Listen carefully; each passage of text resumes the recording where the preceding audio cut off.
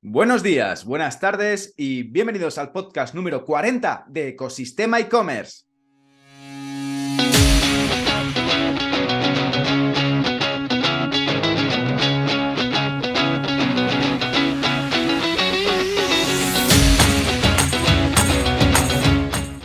El podcast donde encontrarás todo relacionado con el mundo e-commerce. Herramientas, trucos, noticias, emprendimiento y muchísimo más para crear tu tienda online o hacer crecer la que ya tienes. Hoy, además de poder escuchar el podcast por los canales habituales, también podrás verlo a través de YouTube, en el canal de Ecosistema e-commerce. Al micrófono, Javier López, consultor de e-commerce y director de ecosistemaecommerce.com, la plataforma donde podrás disfrutar de todo lo que necesitas saber sobre el apasionante mundo del comercio electrónico. Y en el programa de hoy tenemos una entrevista con alguien que lleva muchísimos años en el mundo e-commerce, desarrollando proyectos para grandes marcas. Se llama Iñaki Bermejo y es el General Manager de VDShop. Pero antes de empezar con la entrevista, vamos con nuestra frase del día. Tener ideas es fácil, implementarlas es difícil. Guy Kawasaki, empresario y cofundador de ¿quién? De Alto. Y de cómo implementar proyectos de e-commerce para grandes marcas, vamos a hablar hoy con Iñaki, un ingeniero industrial, emprendedor y muy dentro del mundo startup, el cual ya montaba proyectos digitales hace ya muchos años con su propia empresa y que ahora es el General Manager de VDShop, una empresa especializada en full commerce y con el que vamos a hablar mucho de Mirabia y de Marketplace, de e-commerce B2B y de muchos aprendizajes a la hora de desarrollar proyectos de comercio electrónico para grandes marcas. Sin tiempo que perder, vamos ya con la entrevista de Iñaki hoy en Ecosistema e-commerce. Sin más dilación, ¡comenzamos! Buenos días, hoy tenemos a un gran protagonista del e-commerce que nos ha cedido un ratito de tiempo que sabemos que no tiene mucho, pero sobre todo para que podamos hablar de e-commerce y de cómo montar proyectos en e-commerce. Se llama Iñaki Bermejo y es el General Manager de VDShop. Iñaki, muy buenos días, ¿cómo estás? ¿Qué tal? Muy buenos días, Javi. Oye, encantado de que estés aquí y gracias por tu tiempo, que sé que estás todo el día, corre que te corre y tu agenda es súper apretada, pero bueno, vamos a aprovechar que te tenemos hoy con nosotros en Ecosistema e-commerce para que podamos hablar un poquito sobre e-commerce, que es lo que nos interesa y nos apasiona a todos. Bueno, lo primero de todo, Iñaki Bermejo, que has recorrido un montón de experiencias a lo largo de tu carrera, incluso has montado varias empresas, algunas con más de 100 empleados. Iñaki Bermejo, ¿quién es? Para que nos puedas contar un poco sobre ti. Bueno, pues, oye, ante todo agradecido por la entrevista, porque además que ya te lo dije, me pareces un referente en el sector y sobre todo una iniciativa tan retadora, ¿no? Tan challenging como la que te estás planteando, vaya, me parece top. O sea que felicidades por lo que estás haciendo y por lo que seguro que vas a hacer, ¿no? Muchísimas gracias. Veremos cómo sigue. Esto es como Nada, oye, acaba, no como pues empieza. sí, sí, sí, eso es cierto, eso es cierto. Nada, pues yo vengo del mundo, yo soy ingeniero industrial y entonces pues empecé como todos, es decir, cuando estudias una carrera y dices, oye, me voy a dedicar pues a ingeniería industrial, es decir, a lo que es la parte de construcción y tal. Empecé, lo que pasa es que sí que es verdad que en paralelo estaba arrancando el mundo de Internet con Mosaic, con navegadores ya que tienen unos años y me enganchó. Y a partir de ahí, pues compaginé pues, lo que eran estudios y trabajo en una ingeniería con colaborar con alguna agencia barcelonesa en el lanzamiento de los primeros e-commerce cuando pues, no eran ni e-commerce, es decir, iban la compra a través de formularios en CGI, bueno, en Perl, estamos hablando de Las hace ya antípodas, las de las antípodas antípodas. casi ya. Esto demuestra ya que uno tiene una edad. Entonces, a partir de ahí sí que es verdad que me enganchó tanto bueno, decidí dejar el mundo de la ingeniería y me lancé a emprender con un amigo y montamos una agencia. Una agencia se llama Alfa 9, que empezó a crecer, a crecer, a crecer. Empecé en Barcelona, nos empezamos a posicionar primero haciendo páginas web, pero sobre todo en el mundo open source. Nos especializamos como una consultoría de PHP muy focalizada en una tecnología, es un framework, que es Zen Framework. Y de ahí pues empezamos a lanzar proyectos como Privalia, lanzamos proyectos como Atrápalo, como Let's Bonus, donde bueno, fueron luego referentes del e-commerce en España. Ujú. Y de ahí, bueno, crecimos hasta casi los 130 empleados, me parece, 120 y pico empleados, abrimos oficinas en Madrid también. Y a partir de ahí, pues bueno, fue vendida a PSS, a un grupo, una multinacional.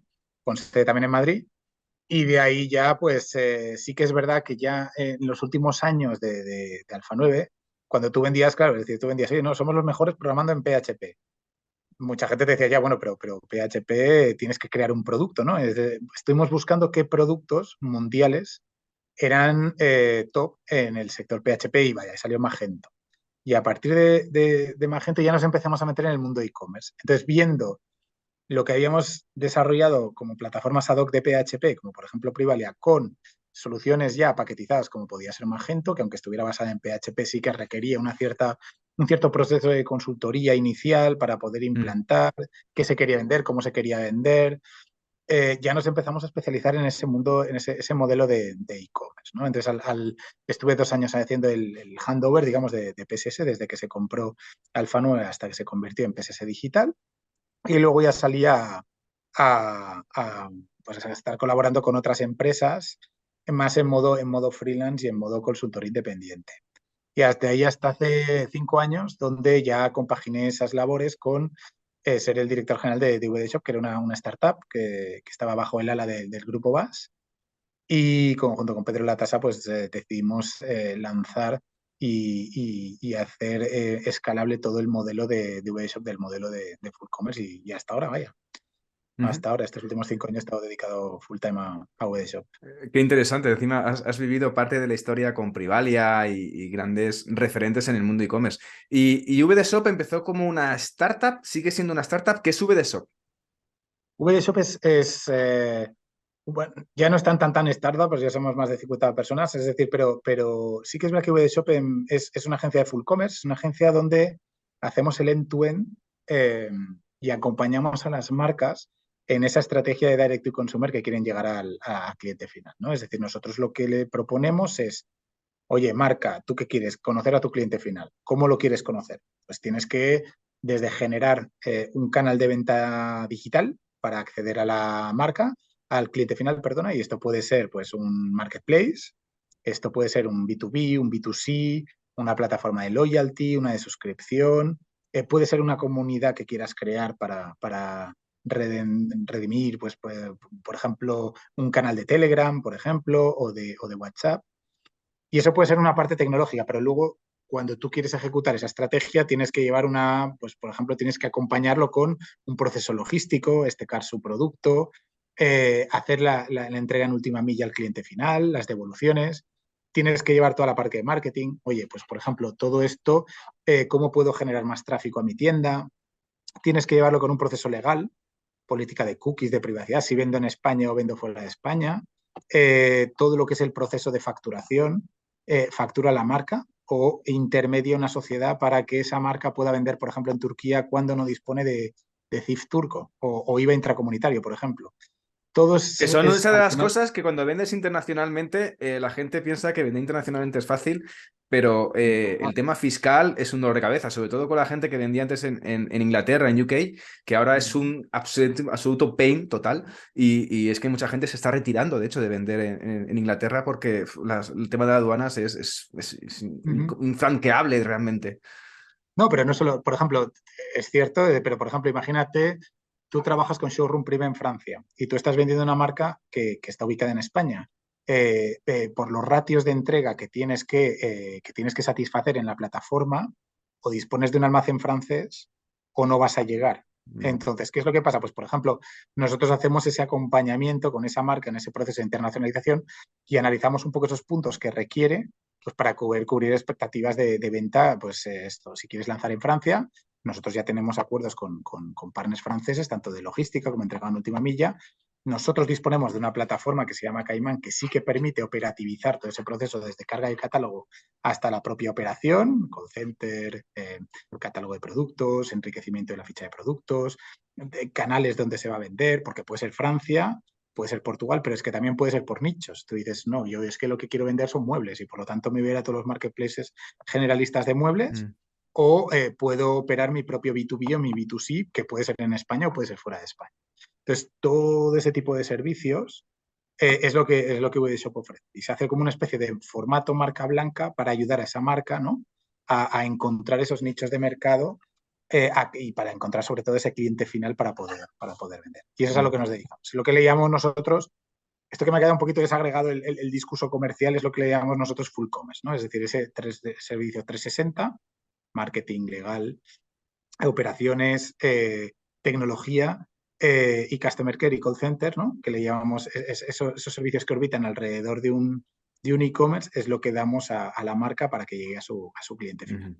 O sea, vosotros trabajáis, el tema de full commerce es realmente, o sea, no solamente la parte de te monto la tienda, te lo conecto con el almacén, sino que vosotros también tenéis almacenes, trabajáis con vuestra asesoría legal por el tema de RGPD, es decir, no tiene que contar la marca, cualquier marca de textil, marca de juguetes, cualquier marca de cosmética, no tiene que jugar con su departamento legal diciendo, oye, ya directamente, si no tengo un equipo legal especializado, digo equipo legal porque al final el tema del RGPD, del tema de las políticas de privacidad, del tema de cómo poner las casillas, que es uno de los temas también sensibles y que no muchas veces se pone bien, vosotros os ocupáis de toda esa parte, ¿no? O sea, tenéis el llave en mano con el tema de full commerce en este sentido, ¿no?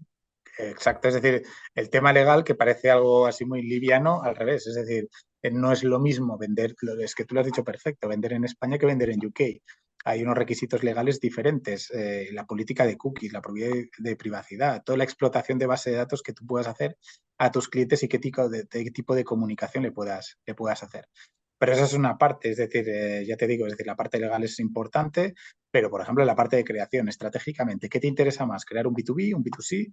En función, es decir, una marca normalmente ya tiene muy claro a qué tipo de cliente quiere llegar, pero no, pues por ejemplo, si puede crear una plataforma de suscripción. Una juguetera, por ejemplo, ¿puede llegar a montar una plataforma de suscripción? Pues sí, es decir, si tú sabes un poco el buyer persona que te va a comprar y sabes el ciclo de vida que va a recorrer, a partir de ahí pues puedes generar productos en función de en qué tramo está esa persona, ese potencial comprador que te va a hacer, ¿no? Una plataforma de suscripción, pues nosotros estamos analizando ahora para una gran juguetera, ¿no? Es decir, es un modelo que estamos trabajando, pero que también puede ser Lego, con el que también trabajamos, y vender en AliExpress o en Miravía, por ejemplo, en España, o Showroom Privé en Francia. Es decir, ya depende un poco de qué tipo de flujo de venta quiera hacer la marca para llegar a su cliente final. Sí, están un poco, de hecho en el e-commerce este año o los últimos 2 años está cambiando un poco esas necesidades dentro del típico e-commerce de móntame la tienda y ya me pongo a vender enchufándole tráfico a través de campañas de marketing. Pero tú llevas 5 años en VDShop. ¿Cómo ves que ha evolucionado el e-commerce estos últimos 5 años desde tu posición ahora mismo? Pues mira, nosotros desde el punto de vista, ya hicimos un cambio estratégico hace más o menos unos 2 años, donde vimos que realmente las marcas que antes iban a un formato más, te diría, muy B2B, es decir, sí que se han preocupado muy mucho de empezar a acercarse a su cliente final. ¿Cómo? Pues esto, marcando ciertas estrategias. Te hablo siempre de canales digitales, es decir, no lo de estrategias offline. Siempre, pues como han encontrado socios como pueden ser los marketplaces, y ahí pues cada marketplace ya intenta cubrirse a nivel de opacidad sobre quién es el cliente final, pero al final la marca un poco pues a través de los envíos, a través de su transformación logística para poder hacer dropship o para poder hacer entregas a cliente final sin tener que pasar por intermediarios. A través de todo lo que es la generación de loyalty, de fidelización de los clientes a través de programas ad hoc para ese tipo de clientes, ¿no? Para captarlos y poder gestionarlos en su propio CRM. Es decir, han ido adelantando esas marcas muchos pasos para poder empezar a captar ya y a trabajar directamente con clientes finales. Antes era implanteable. Antes lo de siempre, es decir, quiero montar un e-commerce y te pedían Y la tan. tienda, montaban la tienda, pero sin mucho foco, no sé cómo decirlo. Es decir, al final Un side project era, casi, en ese sentido, era parecido. con muy poca consultoría, muy poca estrategia, muy poco foco. Yo desde hace 2 años y medio, 3 años, sí que he visto una transformación de las marcas para querer trabajar muy mucho y poder acercarse lo más posible al cliente final. Y sí que es verdad que ya se está poniendo mucha más ciencia pues en lo que es eso, ¿no? De procesos de transformación para acercarse a ese cliente final, tanto procesos logísticos, procesos de marketing, de lo que Ujú. es políticas de loyalty, trabajar muchísimo más con la parte de CRM, es decir, que antes era mucho más B2B y ahora es más B2C en algunas marcas. Ujú. Sí, de hecho, hablabas también del tema de marketplace y está Ujú. habiendo bastantes cambios y bastantes movimientos con el tema de marketplace. El mercado marketplace en el presente año, en 2023, ¿cómo crees que va a evolucionar? ¿Cómo crees que, porque está habiendo nuevos agentes, acaba de salir Ujú. Conforama, ha salido Leroy Merlin, Corte Inglés está ofreciendo servicios logísticos, está Mirabia, hay no sé, un lío, como un Pupurri. acumulativo ahora, Mm. un popurrí, tal cual, de concepto marketplace. Y quería saber un poco cómo ves tu visión y ves si ves que hay mercado para todos ellos. A ver, depende, me explico. Vender en un marketplace es súper sencillo en el sentido de que ya te da todas las herramientas para poder vender casi te diría desde el día uno. Pasas el KYC, la autorización pues para que, pues esto, para comprobar que eres un seller real, que no eres un fake. Y luego a partir de ahí te dan pues todo, desde el catálogo de productos, visibilidad, herramientas de marketing, todo lo que es la parte del proceso de venta, pasarela de pago. Es decir, muchos te ofrecen ya incluso servicios logísticos que puedas estocar con ellos o si no a través de ellos hacer todo el delivery, el dispatching.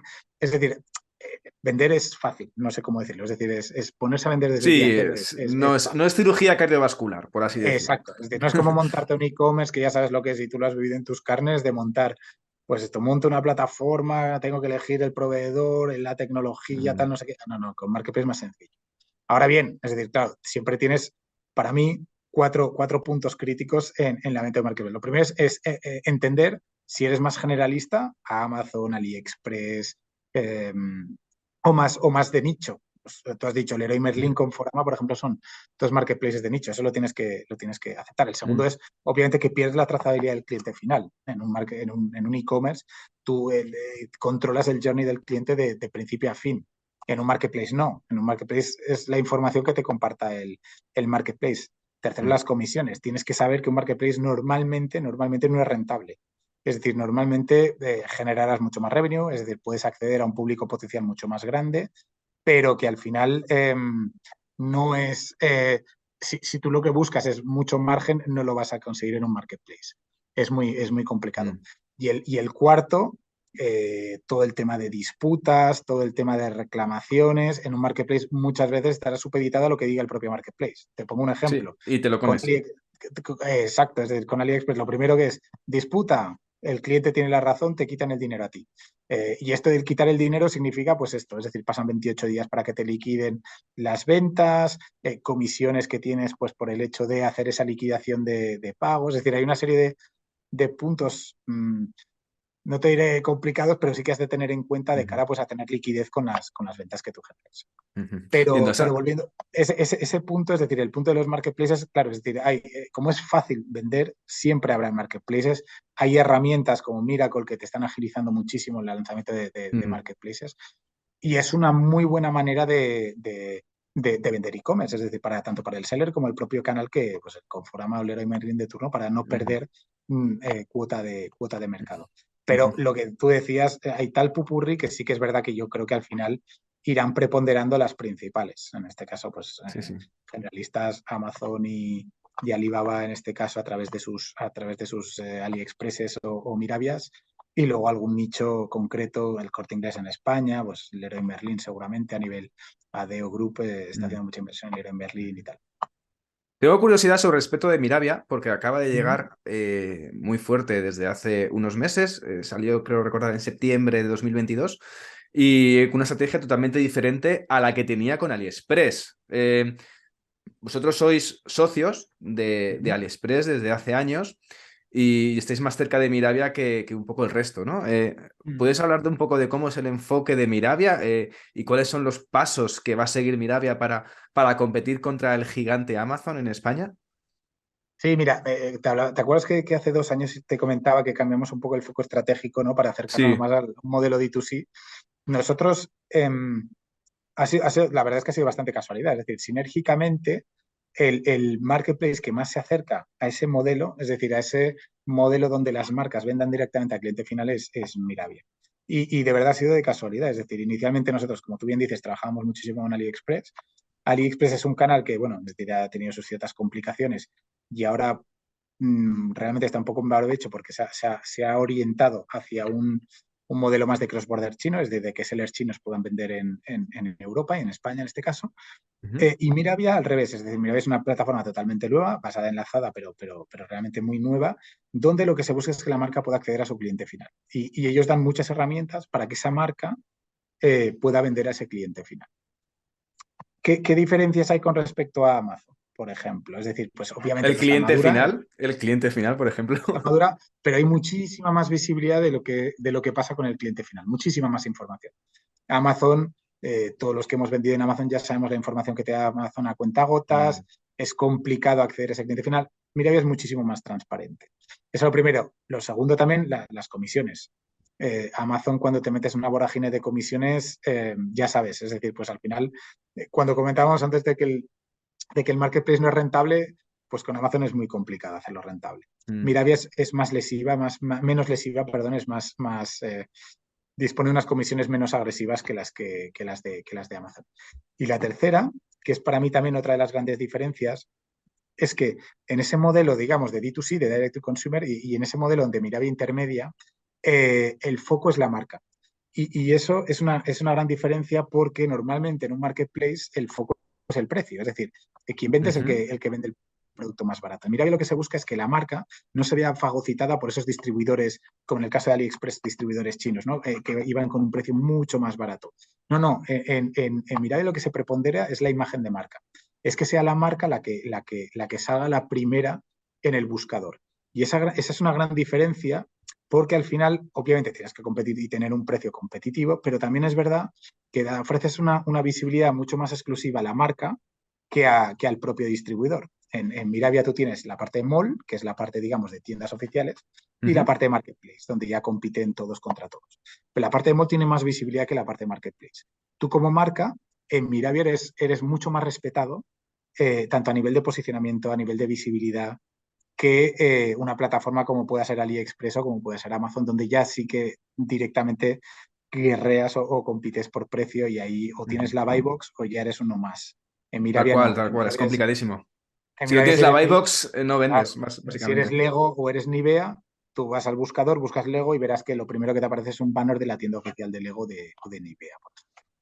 O sea, se prepondera, se destaca al fabricante respecto a los mayoristas que venden el mismo producto en la misma plataforma, ¿no? O sea, no es una pelea de precios, sino es un poco de garantía de que, un poco lo contrario, ¿no? Lo que teníamos antes con AliExpress, que no sabías un poco bien cuál era el fabricante de verdad o cuál era el oficial y no el oficial.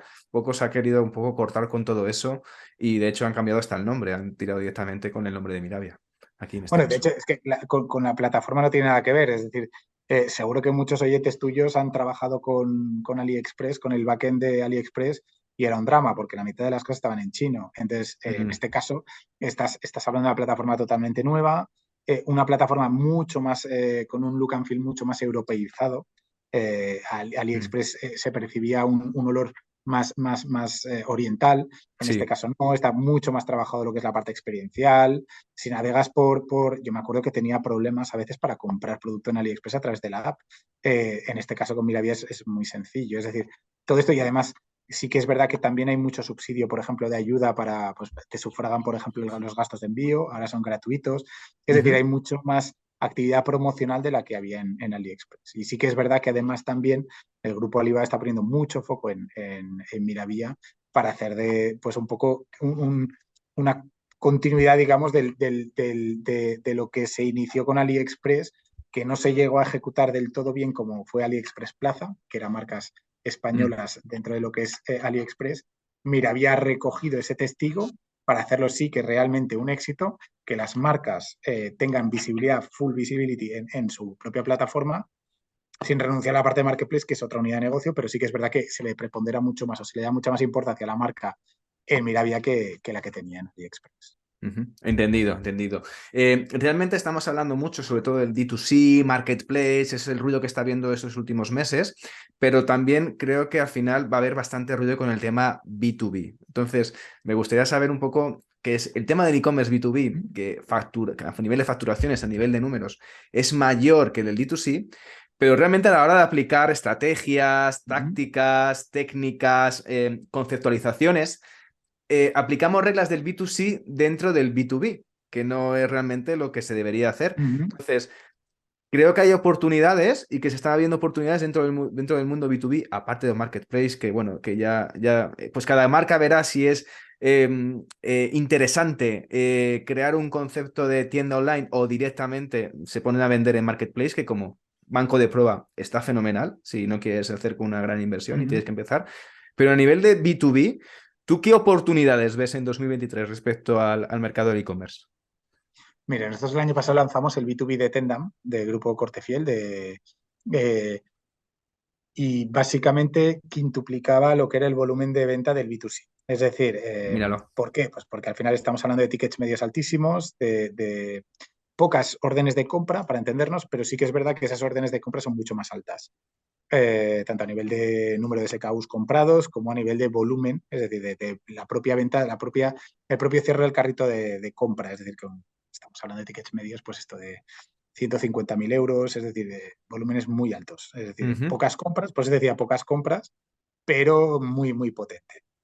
Y el año pasado cerraron en casi 250 millones. Es decir, digamos, es el B2B que utilizan todos los franquiciados del grupo Tendam, para Wow. poder comprar todas las colecciones. Ellos hacen 4 campañas anuales. Pues esos ciclos, esas colecciones, ¿no? Las compran. Y por eso te digo, tienen 4 etapas para poder comprar esos franquiciados, esas colecciones. Y la plataforma te hace el precálculo en base a tu histórico de ventas, a la campaña, al tipo de consumo que se está haciendo por geografía, y te hace un precierre del carrito, eh, para agilizar sobre todo esos procesos bueno, estar manualmente o en un Excel subiendo todo ese listado y todo ese carrito. Ya Ujú. la plataforma te la opera. Y eso lo hicimos en este caso con Adobe Commerce.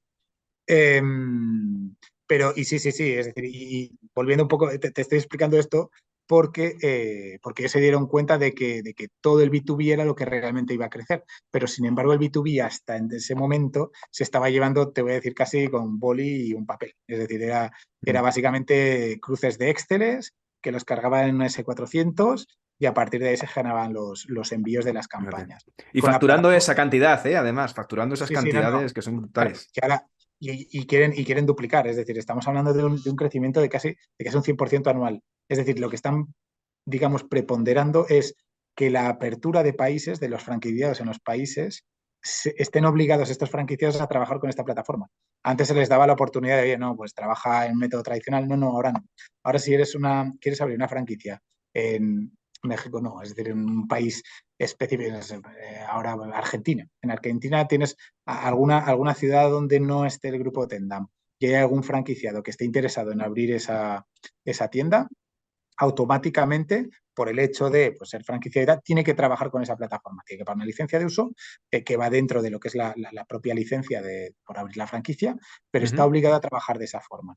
Con esto ganas, pues lo de siempre, es decir, evitas errores humanos, ya Mm. tienes preventa de la colección que vas a lanzar, y por lo tanto te aseguras ya un backlog de ingreso, que de otra manera sería mucho más manual y mucho menos aséptico, ¿no? Es decir, en este caso ya tienes el dato, y ellos preponderan mucho el crecimiento a cómo evoluciona el B2B. Es decir, en ese caso, creen mucho en toda la plataforma digital que se ha creado.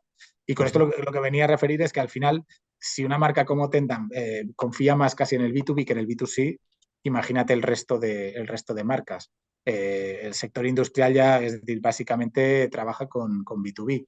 Tal Sí, cual. sí, nosotros somos fervientes creyentes de que el B2B es lo que más va a crecer. Ahora hemos lanzado con Padel Nuestro, con Grupo Padel Nuestro, que hemos lanzado ahora hace poco el B2C, pero inmediatamente nos vamos a focalizar en el B2B, porque realmente ellos calculan que va a ser, pues esto, de cada 1,7 va a Exponencial. ser.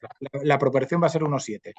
1 Brutal. B2C, 7 B2B, para que te das una Brutal. idea. Brutal, brutal, brutal. Y en esos proyectos también hacéis el full commerce vosotros, ¿no? Hacéis todo el ecosistema de ventas, trabajáis en todo, ¿no? O sea, trabajáis en todo el concepto, ¿no? Desde de la conceptualización hasta la parte de puesta en marcha, un poco ya llave en mano, ¿no?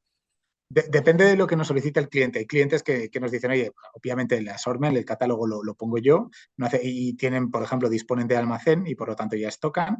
Y en otros no, en otros hacemos el full commerce. En el caso de Padel Nuestro hacemos todo lo que es la plataforma tecnológica y la implementación.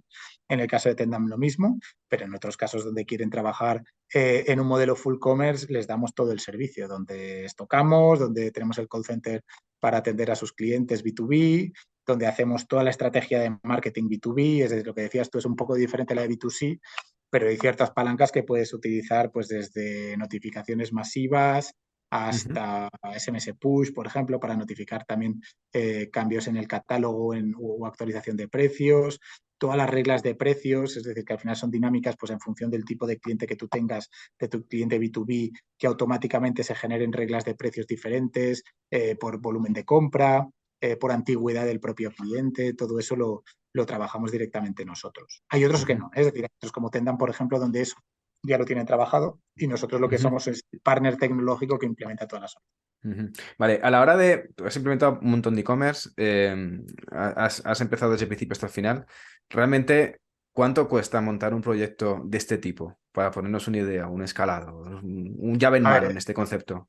es una muy buena pregunta también porque tiene soluciones desde los de Yonos, que te la hacen casi por 1 euro al mes y te implementan Bueno. una tienda online. Claro, es decir, en el sentido de que es para todos los gustos. Aquí nosotros, sí que es verdad, y ahora te hablo particularmente Ujú. de VD Shop, nosotros lo que sí que buscamos es sobre todo, primero, ese valor diferencial que tenemos haciendo el end-to-end. Nosotros lo Ujú. que vamos es una marca y le proponemos un modelo de negocio donde la marca entienda que va a descubrir nuevos nichos de negocio. Mm. Tú imagínate, por ejemplo, te voy a poner un caso que nos pasó y es vender Legos en Bankia. Es decir, nosotros montamos la tienda de Bankia Shop, la tienda online de Bankia, y por Wow. otro lado teníamos un acuerdo de partnership con Lego. Pues Lego, por ejemplo, descubrió que a través de la venta financiada se podían vender muchos halcones milenarios de 800 euros, por ejemplo. ¿Quién lo iba a Entonces, decir? te digo Vender que, en Bankia halcones milenarios. Me imagino al mm, tío de la entidad bancaria diciendo, me estoy convirtiendo en un comercial al puro estilo juguetero. claro, es decir, pero por eso te decía que realmente hay nichos de negocio interesantes. Entonces, ¿qué pasa? Que claro, en función de, pues esto, es decir, de un poco de la estrategia comercial que siga la marca, ya no nos limitamos a hacer solo te implemento un Magento, te implemento un PrestaShop o tal. Es decir, nosotros hacemos el end-to-end. Yo te estoco el producto, yo te pongo equipo de call center para poder operar esos clientes que van a preguntar por la pieza de Lego de no sé qué, o si les ha llegado su pedido, o dónde está su pedido. Yo les hago también todo lo que es la operación, es decir, a veces ves fichas de producto que están muy paupérrimas, es decir, que necesitan Mm. mucho enriquecimiento de contenido. Les generamos también temas de Life Experience que hemos lanzado ahora también para complementar lo que es la venta del propio producto con afiliación, con otros canales para poder derivar esa redención, ¿no? Para que ejecuta esa redención de la venta. En función de todo eso, claro, pues estamos hablando de proyectos. Proyecto técnico pues puede costar, me lo estoy inventando, 40.000, 50.000, en función de si quieren muchas Ujú. integraciones o pocas, o en función de todo lo que demande el cliente, de la parte de look and feel, la parte de UX UI, que tú ahí ya conoces mucho lo que es demandas que pueden tener las marcas o esos canales, ¿no? Mm. Para poder corporativizar esos diseños o pues en función de toda una serie de requisitos, pues bueno, hay proyectos que oscilan de los 50.000 hasta Mm. pues Mm. cifras más altas. Pero ya Hasta, es en hasta, función de lo que hasta, estés hasta lo que demandando. quieras. Hasta lo que quieras gastarte. Hasta lo que quieran ellos, sí, sí, hasta lo que quieran ellos. Incluso, ya te digo, y en determinados modos donde nosotros también vemos la viabilidad económica y la viabilidad del negocio, participamos en modelos de revenue share también. Es decir, que en Ujú. ese caso nosotros también nos gusta estar muy implicados en ese modelo de negocio porque acabamos de lanzar ahora un proyecto, por ejemplo, con Bankinter y Línea Directa, que se llama Can Roll, donde les hemos montado una plataforma de venta de vehículos de ocasión y estamos participando de todo, es decir, en el end-to-end del servicio, desde la compra del coche hasta la entrega del coche al cliente final, hasta lo que es el servicio de atención al cliente, el chat y obviamente la plataforma tecnológica para todo lo que es la venta. Y lo hemos hecho conjuntamente con Bankinter, que pone la financiación en línea directa, que pone el seguro del Ujú. coche, y lo hemos hecho en un modelo híbrido, en un modelo de unos costes de servicio, pero también un modelo de revenue share donde por la venta del coche nosotros comisionamos. Qué bueno. Recuerdo hace años cuando se decía que en Internet se puede vender de todo, pero nunca se podrán vender coches, cuando se decía eso. Y ahora pues está cambiando un poco las tornas en esto.